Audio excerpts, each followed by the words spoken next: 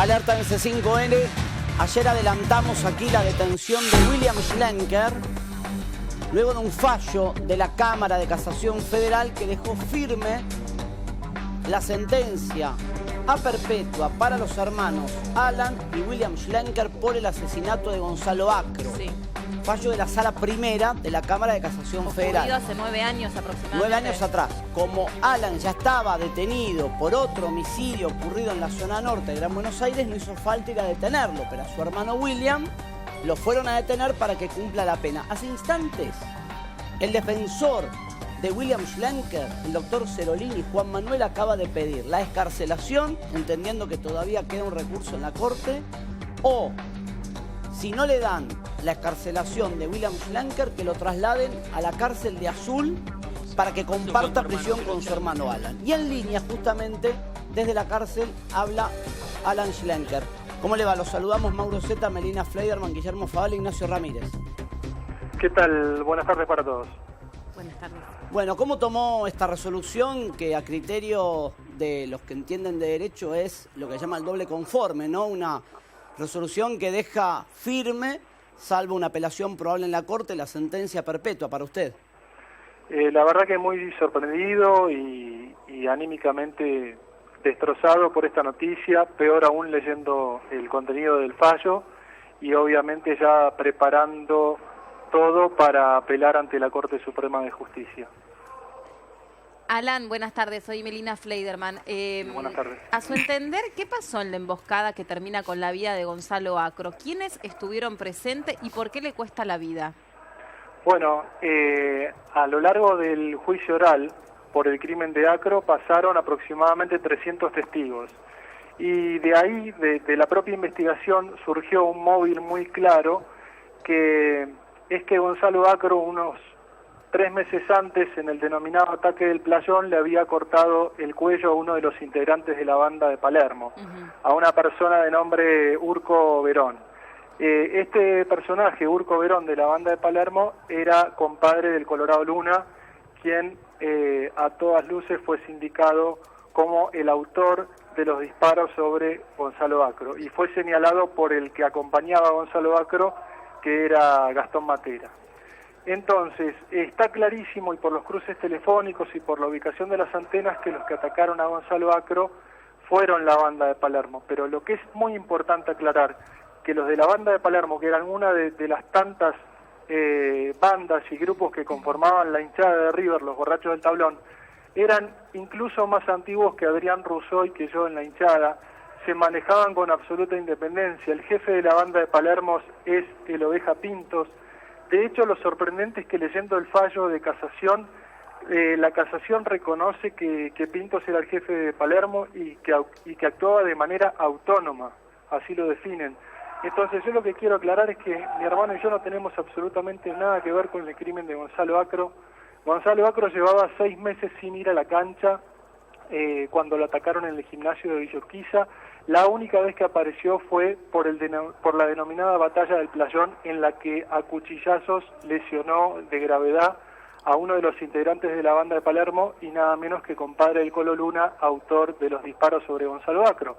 Y una cosita más que es importante saber, en ese hecho al Urco Verón de Palermo le secuestran el teléfono celular. Resulta que todos los contactos del Urco Verón de Palermo, los contactos del celular, eran todas las personas que estaban en Villa Urquiza esa noche, en la esquina del gimnasio donde entrenaba Gonzalo Acro y donde lo atacaron. El tema es que a nosotros nos ponen en calidad de instigadores. Está probado por testimonios, por las ubicaciones de las antenas de Nextel, que nosotros no estábamos en el lugar, que estábamos muy lejos, y nos ponen como instigadores directamente. Y si me permiten, en esta introducción, en esta breve introducción, les voy a decir qué es lo más grave que ha ocurrido en este caso y qué es lo que estamos y lo que vamos a plantear ante la Corte.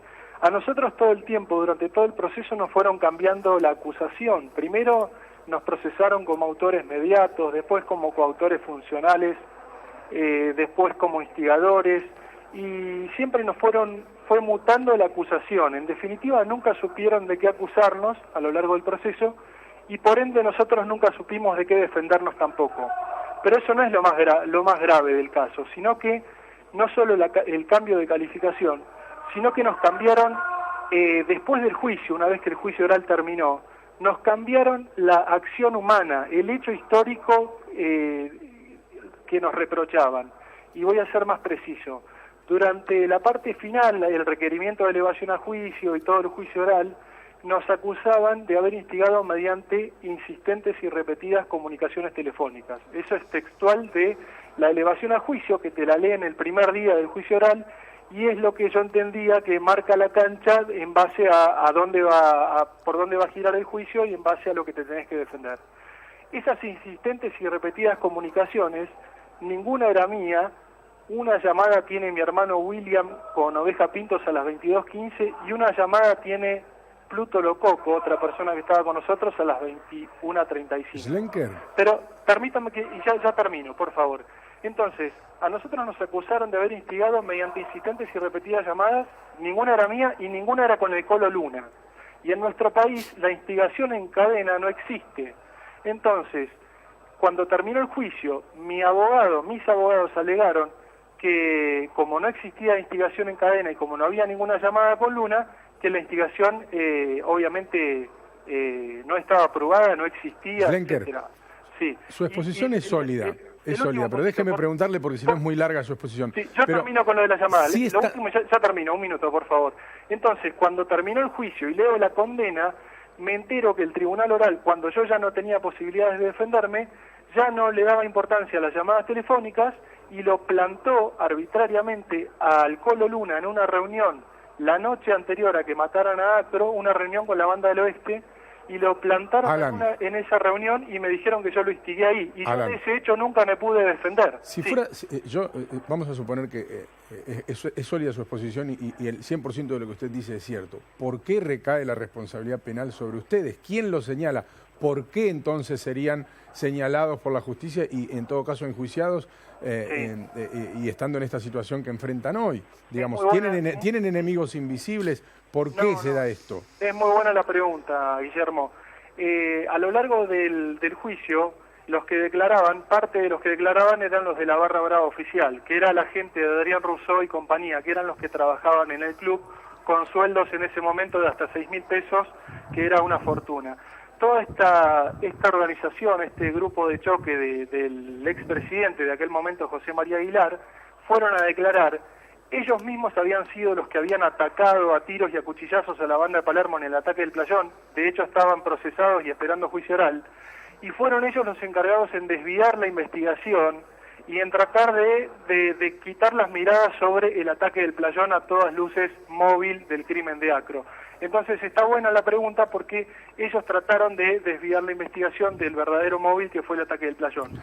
O sea que independientemente de eso, a mí directamente me ponen instigador por telepatía por haber formado parte de la hinchada, obviamente lo reconozco. ¿Por telepatía? Referente, pero de ninguna manera y nunca fui jefe de la Banda de Palermo. Pero usted dice que está preso por telepatía. Con autonomía. ¿Usted dice que está preso por telepatía? Por instigación por telepatía. Por instigación por telepatía. O sea que en realidad a usted le plantaron, las pruebas. No, el oficialismo no de River y la banda de Rousseau.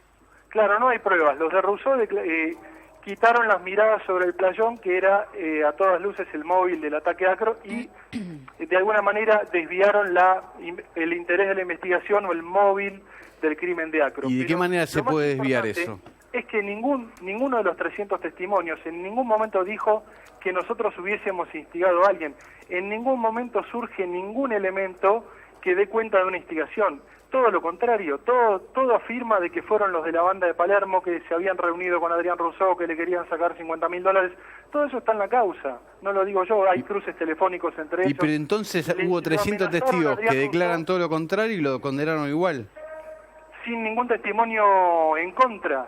Los de la barra oficial desviaron el eje de la investigación, pero tampoco nadie dijo que yo hubiese instigado a nadie. Pero lo que es peor, cuando el juicio termina, me cambiaron el hecho y yo me había defendido, y en el alegato mis abogados se defendieron de las llamadas telefónicas, y oh sorpresa, cuando leo el fallo condenatorio, por cierto, y a perpetua nada menos, ahí nos sorprendemos todos y nos enteramos que me acusaron de instigar a Luna en una pizzería en Belgrano donde Luna jamás estuvo. Pero y lo último, no me pude defender, no pude presentar pruebas para descargarme, o sea que se vio violado mi derecho de defensa. Es un hecho novedoso, una acción humana diferente que me la plantan cuando ya fui condenado. Y lo peor del caso, y ya cierro, es que de este tema, que se llama principio de congruencia, no hubo ningún tratamiento por parte de la Cámara de Casación, una cuestión técnica fundamental. Nuestro principal argumento no fue tratado por la Cámara de Casación. Alan, ¿sabe lo que pasa? Así como usted lo plantea, usted dice ser víctima de una conspiración tras otra. O sea, lo condenaron por matar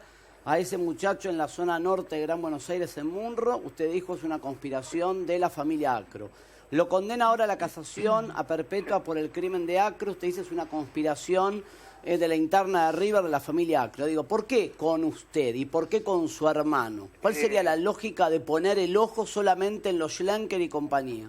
Yo en el año 2007 cometí la locura y la inconsciencia de enfrentarme con el presidente de ese momento, con José María Aguilar. Hay un montón de archivos de imágenes televisivas, etcétera. Pusimos banderas en la cancha que decían Aguilar Chorro, etcétera. Hacíamos manifestaciones en el hall, etcétera. Toda esa organización, con Aguilar a la cabeza y la barra brava oficial, que eran 12 empleados del club que en blanco cobraban sueldos de hasta 6.000 pesos, actuó en nuestra contra. Y con respecto al otro hecho que usted hace referencia, Mauro, por ese hecho yo les recuerdo a todos, y hay imágenes de archivo, que a mí me detuvieron el 1 de junio del año 2011, el día que estaba declarando, que yo había anunciado que declaraba en el caso Acro. Hay tapas de diarios que dicen estaba declarando por un crimen y lo detuvieron por otro. Insólito. ¿Quién es el promotor de esa denuncia? El papá de Gonzalo Acro. Lleva a una testigo de identidad reservada y su defensa, ¿saben quién es? El doctor Aníbal Matis. O sea que el mismo abogado que defiende a los Acro también defiende a los ANSI en este otro caso. Entonces, está todo muy claro. Yo lo que quiero aclarar es que me estoy defendiendo donde corresponde, estoy presentando las apelaciones que corresponden, estoy esperando que alguien me escuche y que trate el tema, porque es insólito que ni siquiera tratan cuestiones tan técnicas, tan concretas que nosotros estamos alegando, y ni siquiera lo tratan y ni siquiera nos responden. Eso es lo que más me sorprende, porque todo esto está escrito y firmado por los jueces, no es que se lo lleva al viento. Cualquiera puede sentarse y leer un rato y darse cuenta lo que les estoy diciendo. Entonces, yo no quisiera tampoco criticar a la justicia, siempre estuve a derecho. Cuando me negaron la exhibición de prisión, entré caminando a tribunales. El juicio que tuve en el año 2015, fui a todas las audiencias, usted, Mauro, lo recordará que incluso hicimos varias notas, incluso fui voluntariamente, que no tenía la obligación, a presentarme a la lectura de veredicto para demostrar que siempre estuve a derecho. Yo me defiendo en los tribunales, cualquiera que lee se da cuenta que hay, una cosa son los expedientes, y otra cosa es tal vez la mala fama o lo que se diga, etcétera, pero yo me manejo y me defiendo dentro de los expedientes, y voy a apelar a la Corte, y si es necesario iré a la Corte Interamericana de Derechos Humanos, voy a recurrir a todos los organismos de derechos humanos, pero yo me defiendo con el expediente en la mano y dentro de los tribunales, y siempre estuvimos a derecho, mi hermano y yo. Schlenker, es verdad que mientras usted formó parte de la barra brava hinchada, como la define usted, no salió una sola línea con su nombre en los diarios. Es cierto que toman notoriedad ustedes y los integrantes de las distintas facciones de la barra brava a partir de la batalla de los Quinchos, pero también es cierto, y en esto le doy la derecha, que ustedes tenían intenciones políticas dentro del club, lo que le daría cierto asidero a que haya alguna animosidad en contra de ustedes, más allá de la prueba que evidentemente la justicia colectó en el juicio oral, si no, no estarían condenados, ¿no? Estamos condenados sin pruebas, Guillermo, pero hay una connotación política sin lugar a dudas. Hoy en día lo vemos con el tema de AFA, con el tema de lo que fue la administración de Grondona. Aguilar era el hijo predilecto de don Julio Grondona, que para mí no es ni más ni menos, o no era ni más ni menos que don Corleone. Acá hay un montón de cosas de por medio, pero esa es una cuestión de lo sucio y de lo mal que está el fútbol y demás. Y nosotros, mi hermano y yo, gente de Belgrano, de clase media, que no nos sobra nada, pero tampoco nos falta la comida, por suerte, de clase media, sin intenciones de vivir de River, todo lo contrario, hemos perdido mucho dinero por este hobby que entiendo que está mal, que fue parar en una barra del fútbol. Entiendo que está mal que nos hemos peleado, pero fíjense que todas las imágenes que hay, que yo mismo las difundo en las redes sociales, en mis cuentas de redes sociales, son de visitante y en condiciones en que éramos atacados por los locales. Por eso yo hice en su momento, que me agarraron para la joda, la distinción de que éramos peleadores de que no éramos violentos. Éramos Alan. un grupo que nos hacíamos llamar la banda del yogur, todos al gimnasio, fuera las drogas, etcétera. Esa era la política. Y obviamente mi intención de ser dirigente. Pero yo lo que no entiendo, lo que más me sorprende es por qué se larga a rodar esta bola de nieve y en todas las etapas que tiene la justicia no hay filtros, no están funcionando las barreras de control. Eso es lo que más me alarma, porque voy pasando instancias... Pero evidentemente hay un control judicial y político de su causa. Evidentemente a través del proceso existió algún contacto, ¿no? Político-judicial, porque si no, no se entiende. Lo escuchamos a usted, que no existió ninguna prueba y sin embargo lo condenaron, ¿no? Claro, pero es muy simple corroborarlo, y es muy simple corroborarlo leyendo apenas la elevación a juicio, leyendo el alegato de la querella, por ejemplo, donde no menciona una palabra del Colorado Luna en la pizzería. ¿Lo escuchó a su hermano ayer? Me dijeron que eran los teléfonos y me defendí por los teléfonos y después me lo pasaron a Luna en la pizzería donde Luna no estuvo. El celular de Luna marca Ezeiza, donde él vivía, bien lejos de Belgrano. Los 20 testigos de la banda del oeste dijeron que Luna no estuvo. Schlenker, ¿me escucha? Me lo plantan a Luna en una pizzería y dicen que lo instigué ahí. Pero Schlenker, escúcheme, ahí le vamos a poner una nota. Ayer lo detuvieron a su hermano, no sé si va a lograr su defensa, el traslado al mismo penal donde está usted. Le vamos a hacer escuchar una frase que dijo su hermano William apenas lo trasladaba a la División Homicidios mientras lo detenían aquí en la capital federal. Preste atención, escuche. Injusticia. ¿Está grabando, maestro? Me condenan por instigar un crimen que no fue premeditado. Todo. No sirve nada declarar y aclarar todo en este país. ¿No sirve de nada declarar? En este país. En este país. Con respecto a eso, permítanme que les diga bien. No nuestra madrina, sino el fiscal del juicio oral determinó que a Gonzalo Acro no lo habían ido a matar. ¿Por qué? Dijo el fiscal. Por el calibre del arma utilizada, que era una pistolita 6.35, porque la trayectoria de los disparos iban hacia abajo, porque quedó evidenciado que hubo una riña, que hubo una pelea entre Gonzalo Acro y el Colo Luna.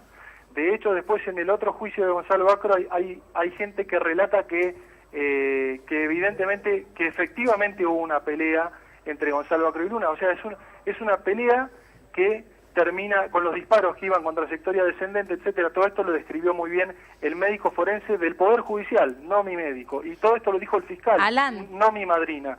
Entonces, y otra cosa más, los de Palermo, unos minutos después de ese hecho, llaman a su abogado personal por asesoramiento profesional esa noche, un martes a las 23:30 aproximadamente. O sea, todo demuestra que no lo fueron a matar porque si no, no van a llamar al abogado, y que además fueron ellos por cuenta propia porque eran autónomos y porque le querían sacar $50.000 a Adrián Rousseau. Entonces, eso quedó claro en el expediente mismo, está en la causa, no es que está en una investigación paralela, está en el mismo expediente. Alan, en esta breve declaración periodística que hace su hermano ayer cuando estaba siendo trasladado, dijo, en este país no sirve de nada declarar, embarra todo. ¿Qué es, a su entender, la parte que declara él que termina, según su propio criterio, con su detención? ¿Por qué él termina detenido según lo que él declara? No, ninguna. Yo supongo que él lo dice porque que es inútil defenderse, plantear cuáles son las pruebas, los elementos, etcétera, porque en definitiva nadie los trata. Eso es lo que más nos sorprende. ¿Cómo que nadie los trata? Nadie los trata. Mire, yo le voy a explicar una cosa. El celular Nextel de Luna, cuando arbitrariamente el tribunal, cuando terminó el juicio y ya no nos podíamos defender, lo planta Luna en una pizzería de Belgrano la noche anterior al crimen de Acro, el celular de Luna está en Ezeiza. Todas las personas que asistieron a esa reunión declararon que Luna no estuvo presente. ¿Qué más prueba que esa? Y sin embargo, arbitrariamente, ahora la casación no trató el tema, no hubo tratamiento de ese cambio de las llamadas a Luna en la pizzería, y lo omiten por completo y dicen Luna estuvo en la pizzería, y no nos dan se olvidan de mencionar que ese fue un planteo muy fuerte que hizo mi defensa, y que debían abordarlo, de alguna manera contestarme, bueno, pero si el celular le marca Ezeiza, donde él vivía, y no me contestaron nada, es arbitrariedad pura, eso es lo que más me sorprende, que no logramos entender. Tal vez por eso se refirió mi hermano que no tenía sentido declarar, porque el cruce de llamadas lo hizo directamente las personas encomendadas por la justicia, la policía y demás. Todas las pruebas a las que recurrimos nosotros, que dan cuenta que no tenemos nada que ver y que estos fueron los de Palermo solos, surgió del expediente, no es una investigación paralela. Ay, pero no le creen, Alan. No nos dan respuesta, nunca. Pero Alan, no le creen. ¿Cómo? No le creen. no es que no me creen, tampoco dicen que no me creen, pero no me dan respuesta. Eso es lo que más me Lo que sí le comparto es que tardaron. Lo que sí le comparto es que tardaron. Cuando dijo eso ayer, Alan, siempre estuvimos a derecho. Lo que sí comparto es que tardaron una enormidad en decretar el fallo de la casación. Yo siempre lo dije, me parecía enorme el tiempo que se tomó la casación para resolver. Ahora, resolvió en contra suyo y en contra del resto de los condenados. Lo que pasa, Mauro, que la participación de la banda de Palermo estaba recontraprobada y hacía rato. Eso yo no lo discuto. ¿Y la banda de Palermo la bancaba Aguilar? Sus celulares, etcétera. Pero, por ejemplo, en ese seguimiento de celulares de Palermo, omiten el llamado que hacen ellos a su abogado por asesoramiento profesional, lo que demostraba a las claras de que no lo fueron a matar, siguiendo el razonamiento del forense de la trayectoria de los disparos, etcétera. Y nadie nos da respuesta a nada, o sea, está todo a la vista de quien quiera leer, y sin embargo no dan respuesta a eso. Incluso en el fallo ahora casación reconoce que Pintos era el jefe de Palermo y que era un grupo autónomo en la hinchada de River. Entonces, o sea, para ustedes todo esto, nos ponen por Alan, simpatía, literalmente. para ustedes que son, se describen como dos tipos de Belgrano, digamos, ay, me parece que se cortó ahí, no sé, ¿estás ahí? Sí, tengo que cambiar la tarjeta. Bueno, no, simplemente como para resolver hasta aquí lo que hemos conversado, para ir resumiendo, o sea, para ustedes esto tiene todo animosidad política o vinculada a su intención de ocupar la dirigencia de River. Yo creo que eso influyó, sin dudas.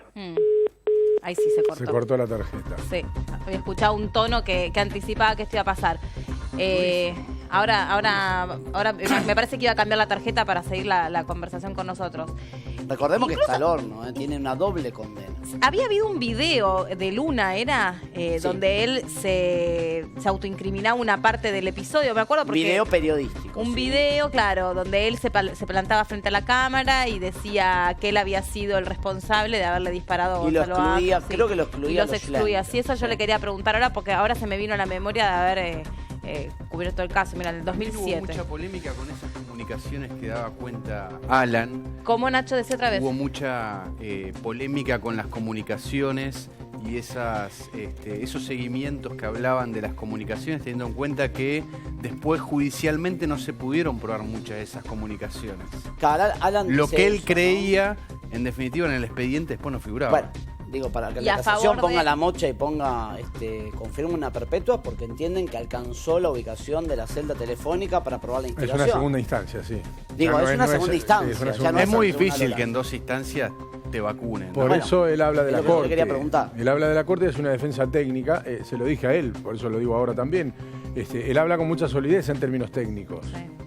De hecho, hace una defensa técnica en televisión, pero una defensa técnica al fin. Más allá de los hechos que se sugieren y que se han publicado largo y tendido en los diarios y en varios libros que hablan de esta situación en la interna de River. Pero bueno, una cosa es lo que decimos nosotros y otra cosa es una defensa técnica. Pero, como dice Mauro, para que en una segunda instancia ratifican una sentencia, entiendo que la segunda instancia, la Cámara, tiene elementos como para sostener el fallo, ¿no? A ver, lo que digo es que se tomó un tiempo abismal la casación, lo cual yo siempre cuestioné. No podés tardar 3 años en decir si confirmás o revocás una sentencia. Está en línea, nuevo Meli, con tu pregunta. Recuperé la tarjeta. Sí, yo quería hacer mención para refrescar, porque ahora me vino a la memoria un video que había grabado, que presuntamente se había grabado solo Luna, El Colo, sí. autoincriminándose y dejándolos a ustedes al margen de esta situación. Sí, ¿no? Yo les recuerdo a todos que ese video Sí. lo grabó Luna supuestamente en Europa, porque les recuerdo que él lo detuvieron en Europa, creo que estaba en Italia. Por un robo en una joyería en Italia. Mauro Zeta mostraba imágenes de Luna mientras estaba prófugo del caso Acro, estaba con pasaporte trucho en Barcelona robando joyerías, ¿cierto? Sí. Mi hermano y yo presos en Marcos Paz por las dudas, ¿no es cierto? Mientras Luna estaba de vacaciones en Europa. Así empezó este caso. Empezó y ese con video 17 detenciones, todas de gente opositora a la gestión de Aguilar, por ejemplo, el presidente de la filial de Merlo, que después de 3 meses preso en Marcos Paz fue liberado, perdió el trabajo, tuvo problemas familiares que se terminó matando. Así hubo 17 personas. El año pasado hubo un juicio de una persona de la banda de Palermo que estuvo 3 años prófugo, Kevin Kraft, y lo absolvieron, estaba acusado de instigador, igual que nosotros, tenía 200.000 llamadas, era de la banda de Palermo, estuvo en Villa Urquiza, tenía contactos, tenía de todo y lo absolvieron porque ni siquiera la fiscal lo acusó. Ni siquiera la fiscal lo acusó. Y a nosotros no nos contestan, es condenar por condenar, y lo que más alarma es que a los jueces no les importa que cualquiera puede tener acceso a la causa y leer, y que no nos han contestado algo tan básico como que me cambiaron el hecho que se me reprochaba, que era las llamadas por Luna en la pizzería. Alan, esto no es técnico, pero entre los muchachos del yogur y los asesinos que describen en los diarios, digamos, hay algo en el medio. De todo esto, ¿qué reconoce? Yo reconozco que en su momento éramos un grupo de peleadores, que la política nuestra durante años, ya les dije, éramos la banda del yogur, que gente todos que íbamos al gimnasio, sanos, etcétera, y peleadores. ¿Peleadores cuándo? De visitante, porque si ustedes pueden ir a imágenes de archivo o a diarios y demás, en muchos años que estuvimos nosotros en River, nosotros de locales no generábamos ningún incidente. Ahora, si íbamos a Paraguay y nos tiraban con todo, nos metían a la infantería en la tribuna, etcétera, nos rompían todos los vidrios de los micros, etcétera, en esas circunstancias nos peleábamos. O también recordarán la pelea en San Pablo. O sea, ustedes se defendían. En Brasil, etcétera. Nosotros en esas circunstancias y de visitantes nos peleábamos. Lo reconozco, éramos peleadores. Ahora yo digo, yo no era violento, porque para mí violento es una persona que vive de la violencia. Yo no vivía de la violencia, yo me defendía en esas circunstancias y con gente o con cuerpos de infantería, gente preparada para pelear. ¿Y de qué vivió usted en esa época, Alan? De pugilato, que ustedes las podrán ver porque yo las hago públicas en las redes sociales, todas peleas de pugilato máximo con mi cinturón. Esas eran las peleas de las que participábamos. ¿Y por qué peleaban? ¿Eran un grupo de peleadores y por qué? Sí, ¿Qué los motivaba a pelear? Visitantes. Por ejemplo, el caso que recuerdo, Libertad de Paraguay, River, allá en Asunción. Famoso fue Cuando vinieron los de Libertad, por ejemplo, se les dio la Centenario Media, bajo techo, con un pulmón de cada lado, con policía de cada lado. Todos los micros sobre Figueroa Alcorta se fueron sanos y salvos sin problema. Fuimos nosotros, era una batalla campal. La policía nos entregó, nos llevaba directamente a los 15 micros nuestros, nos llevaba directamente a la entrada de los locales. Obviamente no quedó ni un micro sano, tuvimos que dar vuelta caminando, entrar por otro lado. Cuando uno sale del país es tierra de nadie. En esas circunstancias y ante esas agresiones... A Gonzalo lo mataron en su país, ¿eh? ¿Cómo? Que a Gonzalo lo mataron en su país. Por supuesto. Sí, lo de Gonzalo fue un acto primero. Y ahora vamos a lo más importante. La batalla del Playón sucedió el 6 de mayo. ¿Qué había pasado 6 días antes? El 30 de abril, y lo recuerdo porque yo el 30 de abril cumplo años, River había despedido, por todo lo que había generado la pelea de los quinchos, había despedido a los 12 barras empleados. Obviamente se perdieron esos sueldos de 6.000 pesos, que en ese momento era una fortuna, y apenas 5 o 6 días después decidieron atacar y emboscar a tiros y cuchillazos a los de Palermo. Pero lo más importante, que es el móvil del crimen de Acro, no se hubiese podido perpetrar si Aguilar y la Policía Federal no les liberaban la zona, porque está probado, y eso está en el juicio del Playón, que les han liberado la zona, que las cámaras de River apuntaban a las estrellas y que hicieron que toda la policía de Udaondo, que era al momento que se evacuaba el estadio donde tenían que estar, se fueran de ahí para liberarle la zona a Adrián Rousseau y los suyos, para que atacaran a tiros y cuchillazos a los de Palermo. Entonces acá también está el rol institucional. Ese fue a todas luces el móvil del crimen de Acro, porque a Acro se le salió la cadena que había perdido el laburo con todos los demás que trabajaban ahí y atacaron a los de Palermo, que se sabía que eran bravos, que eran pesados, vinculados. Alan, ¿y quién fue la... Pero, y esto es importante, 20 años de antigüedad tenían los de Palermo, no son un invento mío. Los de Palermo tenían su jefe, que era Pintos, y eran independientes, y si cuando la hinchada estaba toda unida eran independientes y hacían la suya, imagínense después cuando se fragmentó en 20 grupos distintos. ¿Y quién fue en definitiva el autor intelectual de la cama judicial que le hicieron a ustedes? ¿Cómo autor intelectual? Claro, ¿quién motorizó todo estos dos juicios? Desde base, el juez de instrucción ha sido muy cuestionado. El juez de instrucción absolvió en tiempo récord a Aguilar y a los dirigentes por las causas de corrupción, ilícita, de administración fraudulenta, y eso la Cámara lo revocó y lo activó nuevamente, y además lo apartaron al juez de instrucción, lo habían apartado porque había sido un desastre, pero no lo digo yo, lo dijo la Cámara, lo dijeron sus superiores. ¿Cuál es el problema? El juez de instrucción lanzó una bola de nieve en un sentido y ninguna de las barreras que vinieron después la frenaron. No hay barreras de control. Nadie me contesta, nadie me responde los argumentos míos de mi defensa, todas las pruebas que hay dentro del expediente de que no tenemos nada que ver, que fueron los de Palermo solos, etcétera. ¿Cuál fue el móvil? Lo dijo la novia de Gonzalo. Hasta hemos presentado notas periodísticas del papá de Gonzalo que ha reconocido que ni siquiera lo habían ido a matar a su hijo. Entonces, nadie quiere frenar esa bola de nieve que se lanzó a partir del juzgado de instrucción de un juez que fue apartado de todas las causas de River por sus superiores. Y a partir de ahí, nadie frenó nada. No funcionó ninguna barrera de control, lamentablemente. Alan, muchas gracias por el llamado. Gracias a ustedes y estoy a su disposición cuando